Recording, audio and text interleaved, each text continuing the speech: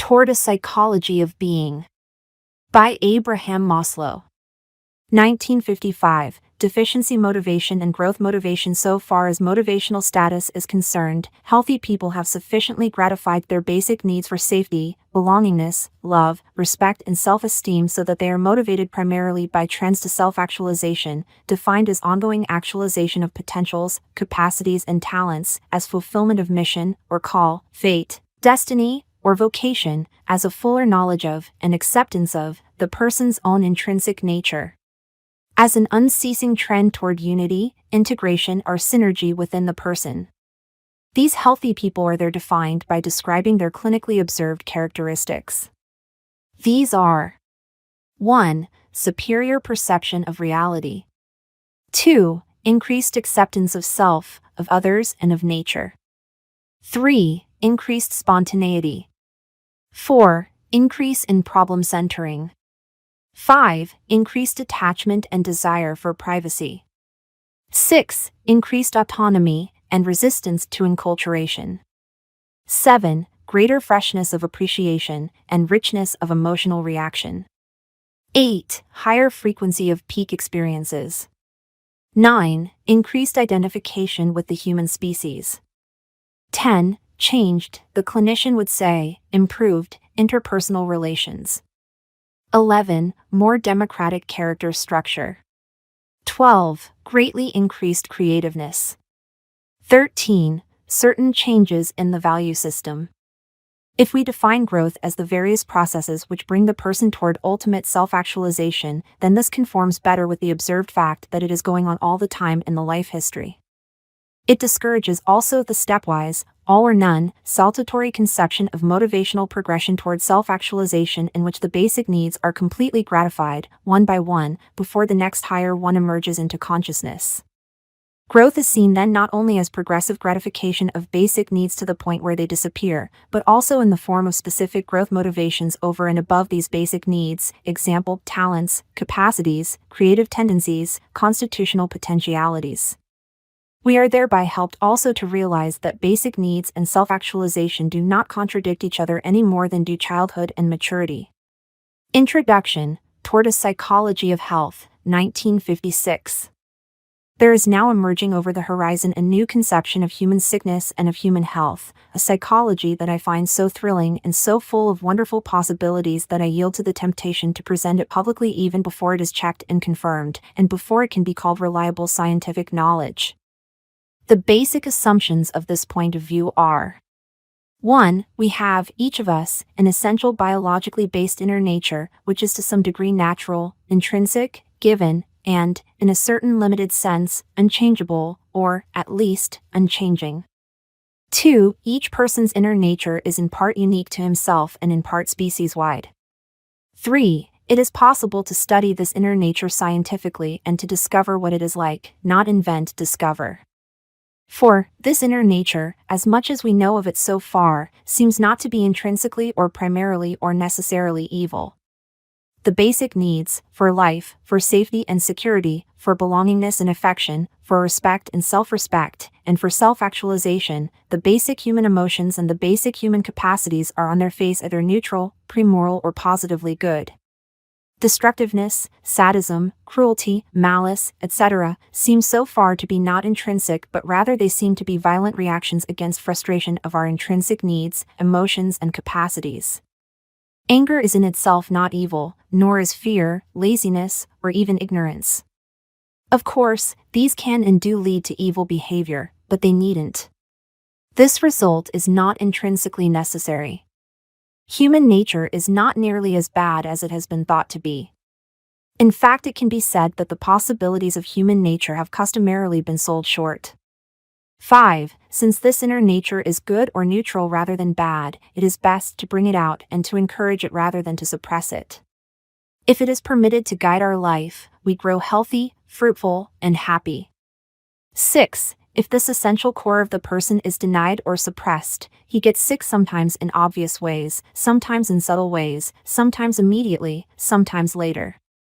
7. This inner nature is not strong and overpowering and unmistakable like the instincts of animals. It is weak and delicate and subtle and easily overcome by habit, cultural pressure, and wrong attitudes toward it. 8. Even though weak, it rarely disappears in the normal person, perhaps not even in the sick person. Even though denied, it persists underground, forever pressing for actualization. 9. Somehow, these conclusions must all be articulated with the necessity of discipline, deprivation, frustration, pain, and tragedy. To the extent that these experiences reveal and foster and fulfill our inner nature, to that extent they are desirable experiences. It is increasingly clear that these experiences have something to do with a sense of achievement and ego strength, and therefore with the sense of healthy self-esteem and self-confidence. The person who hasn't conquered, withstood, and overcome continues to feel doubtful that he could. This is true not only for external dangers, it holds also for the ability to control and to delay one's own impulses, and therefore to be unafraid of them. Observe that if these assumptions are proven true, they promise a scientific ethics, a natural value system, a court of ultimate appeal for the determination of good and bad, of right and wrong. The more we learn about man's natural tendencies, the easier it will be to tell him how to be good, how to be happy, how to be fruitful, how to respect himself, how to love, how to fulfill his highest potentialities. This amounts to automatic solution of many of the personality problems of the future. The thing to do seems to be to find out what one is really inside deep down, as a member of the human species and as a particular individual. Basic Needs and Their Hierarchical Arrangement, 1957. It has by now been sufficiently demonstrated that the human being has, as part of his intrinsic construction, not only physiological needs, but also truly psychological ones. They may be considered as deficiencies which must be optimally fulfilled by the environment in order to avoid sickness and subjective ill-being. They can be called basic, or biological, and likened to need for salt, or calcium or vitamin D because A. The deprived person yearns for their gratification persistently. B. Their deprivation makes the person sicken and wither. C. Gratifying them is therapeutic, curing the deficiency illness. D. Steady supplies forestall these illnesses. E. Healthy, gratified, people do not demonstrate these deficiencies. But these needs or values are related to each other in a hierarchical and developmental way, in an order of strength and of priority. Safety is a more prepotent, or stronger, more pressing, more vital need than love, for instance, and the need for food usually stronger than either. Furthermore, all these basic needs may be considered to be simply steps along the path to general self-actualization, under which all basic needs can be subsumed. By taking these data into account, we can solve many value problems that philosophers have struggled with ineffectually for centuries. For one thing, it looks as if there were a single ultimate value for mankind, a far goal toward which all men strive. This is called variously by different authors self-actualization, self-realization, integration, psychological health, individuation, autonomy, creativity, productivity, but they all agree that this amounts to realizing the potentialities of the person, that is to say, becoming fully human, everything that the person can become. But it is also true that the person himself does not know this. We, the psychologists observing and studying, have constructed this concept in order to integrate and explain lots of diverse data. So far as the person himself is concerned, all he knows is that he is desperate for love, and thinks he will be forever happy and content if he gets it. He does not know in advance that he will strive on after this gratification has come, and that gratification of one basic need opens consciousness to domination by another, higher need.